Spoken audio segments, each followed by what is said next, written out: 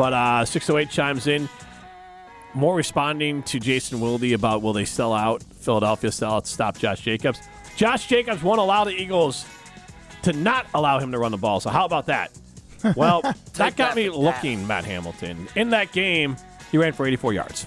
So, right, but that was game 1. Okay. It's totally different. It's different. And the turf, the field. Against Minnesota, he ran for 51 yards. Against the Rams, a playoff team, he ran for 73 yards. Against Detroit, his best game in a loss, 24-14. Can you mention how many carries he had in these games? 95. Well, let's see here. 16 carries for the Eagles. And that's how many yards? 84. Okay, so that's about 5 yards per clip. I can give you the 5. If you want the yards per carry, you can just ask for that.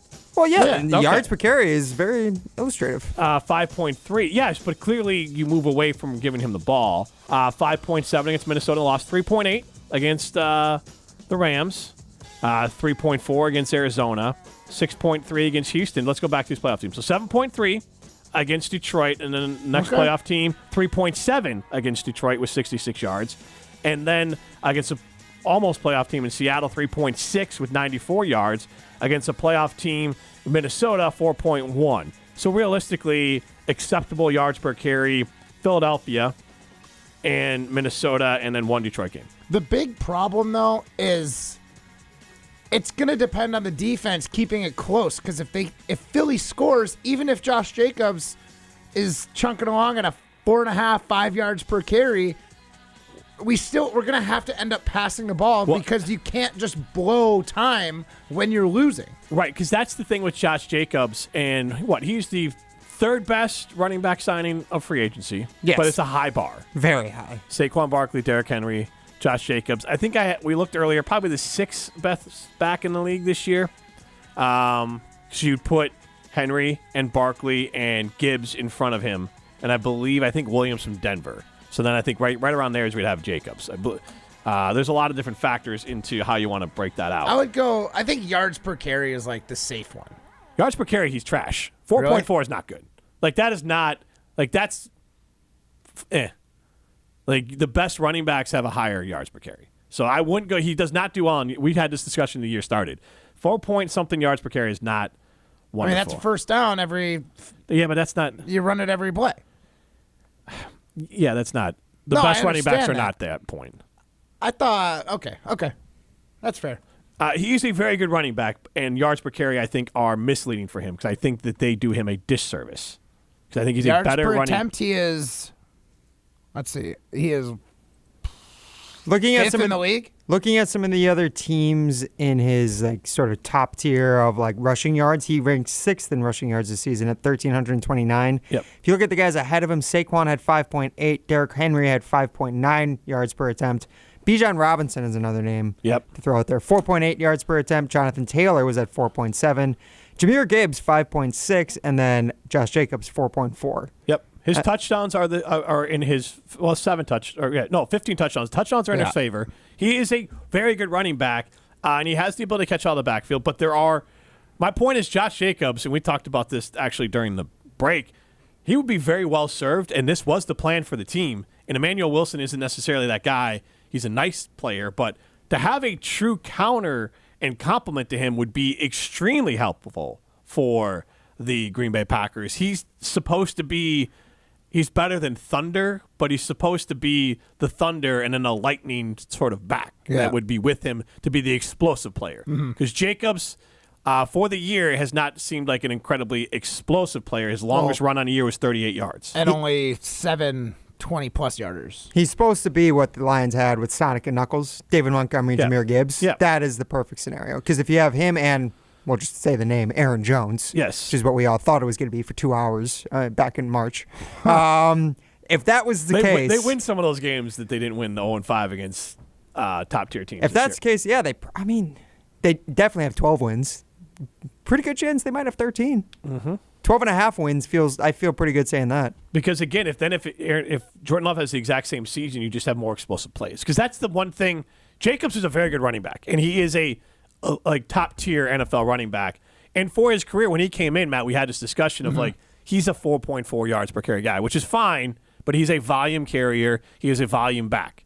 And he's not it's not like he's incapable. It's like the discussion with Jordan Love. Jordan Love can be accurate, but on the whole, he is not an extremely accurate quarterback over the course of a season, over the course of a game.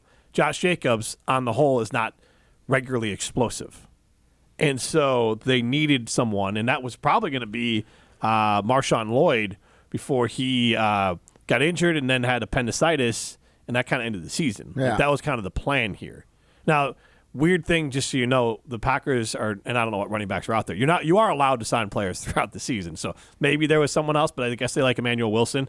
But he's still not necessarily the lightning to Jacobs.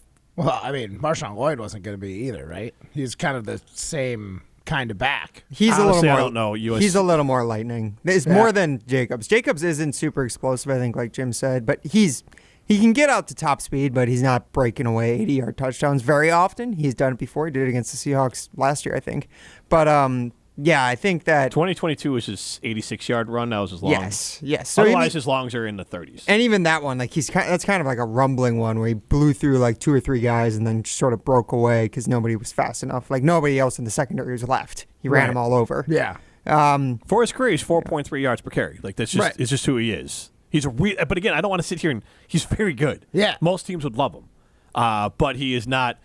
And this is the problem where Saquon Barkley or Derrick Henry, if you look at some of their, like why can the Eagles be an explosive offense and still have Saquon? He's almost at 6 yards per carry, and Derrick Henry is right there as well, 5.8 and 5.9. Yeah, and that's why those guys, you're like, you can have the big explosive plays with those players. The long for Saquon Barkley, 72. The long for Derrick Henry, which is shocking, 87. I mean, Derrick Henry is way faster than you'd assume with his build. He looks like a guy who'd be Thunder, but he is the Thunder Lightning combo in one. He is, like, I think when he came out, he had like a 4.40 in the combine. And, I mean, even as a guy who's like 30 years old, I think he just had his birthday the other day, he was fast. What are you laughing at?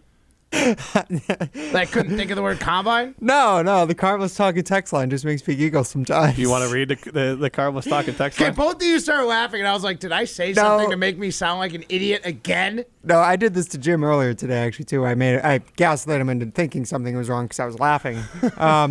No, this is a texter we have just in a St. Louis. I don't know. They haven't given us a name, so I think that's a St. Louis zip code, so I just put that in. Okay. That's why I labeled him St. Louis. He said, Jimbo, when you run 25-plus times a game, 4.4 yards per carry is amazing. Gibbs/Bijan can keep it so high because they're outside zone speedsters that touch the ball much less. So I guess we're kind of saying the same thing, but 4.4 is certainly good. And then he followed up with another text. He said, by the way, your takes always make me feel a relentless urge to text and drive, so if I crash, expect a call. I'm sorry. So you can tell Rutledge. Yeah, that's fair. Put him on the insurance claim. It was Jim Rutledge's fault. Yeah. But Derrick Henry, he's a between tackles guy, right? He gets out to the edge. I mean, he's everything. He's between the tackles. He's outside the tackles. It's Derrick Henry. Right. But, like, we all can agree. And, again, Josh Jacobs is very good. He's just not Derrick Henry, Saquon Barkley good. Jahmyr Gibbs. Yeah. But Gibbs right now, the last 2 games, has had to be all of it. Or It'd be interesting to see if he can carry that throughout the playoffs. True. If Montgomery does not come back. Let's just look at Jahmyr Gibbs the last couple games here. Jahmyr, sorry. Against do we know when Montgomery went down? I want to say that's like 3-4 weeks ago. So let's just go at Chicago. I think that was the first game without Montgomery. 23 carries, 109 yards, 4.7 yards per carry. At San Francisco, 18 carries, 117 yards, 6.5 yards per carry. And then versus Minnesota, 23 carries, 139 yards, 6 yards per carry, 3 touchdowns. So, I don't know.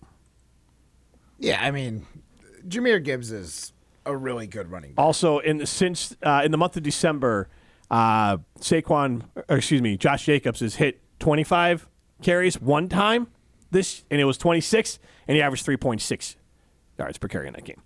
Otherwise, 6, 17, 13, 26, and 18. He averaged 7.3 against the Bears, which then helps his average, but 4.1 with 17 carries against Minnesota, 5.3 on 13 carries against New Orleans. I forgot about that game. And then Seattle, 26 carries, 94, 3.6. So those 25 carries didn't hit. He had 26 carries in that game? Mm-hmm. 3.6 yards per carry, if you're wondering. And that's valuable, though. I will say there is something to be said for a guy who just carries the ball this much. And that is his value. If he fumbled less, he'd be incredibly... Now, can I ask one question related to this? Yes. We talked about it yesterday with the passing game not being good enough because they can't get open against man coverage. Say if the Packers' passing game was more effective and efficient down to down, and it was spreading out defenses more, how different do we think his numbers could be? Because I'll be honest, I feel like it's usually blocked well up front by the Packers, but very few times that Josh Jacobs had just like clear lanes to break through and just run away untouched to the second level. I don't know if that, and he's fast enough. Like, he should be able to do that. But I feel like there's never just a clean, easy breakaway lane for him. And I get what you're saying. But again, for his career, 4.3, his absolute best was 4.9 in 2022. But that was also when he was with the Raiders, who had awful run blocking. Right. So, but now we're talking to the carry side of things. 1,600 carries. We talked about this. He already had more carries than in a short amount of time than Aaron Jones. There can be. He just might not be fully as explosive as he used to be.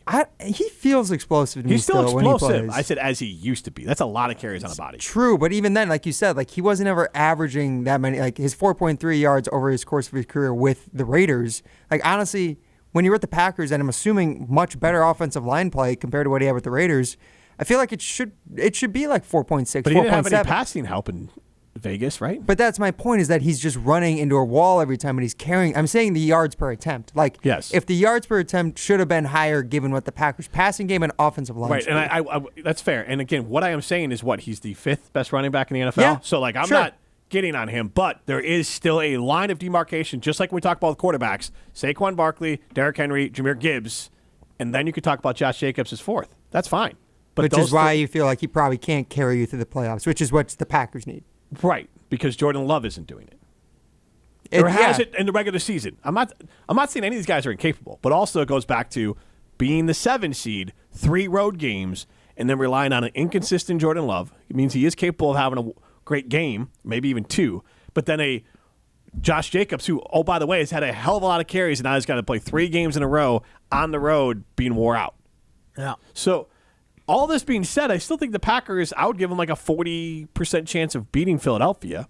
As long as, if Jalen Hurts is healthy, it's 40%. If he's not healthy, maybe it's 50-50. Yeah. So I just want to, we're talking about good teams here. We're talking about playoffs now. So we are lifting the bar. Your peers are no longer the Bears or the Cardinals or any of those teams. Your peers are the best teams in the league. And the best teams in the league, you're facing the best running back in the league and the best running back season in Saquon Barkley that we've seen in a decade.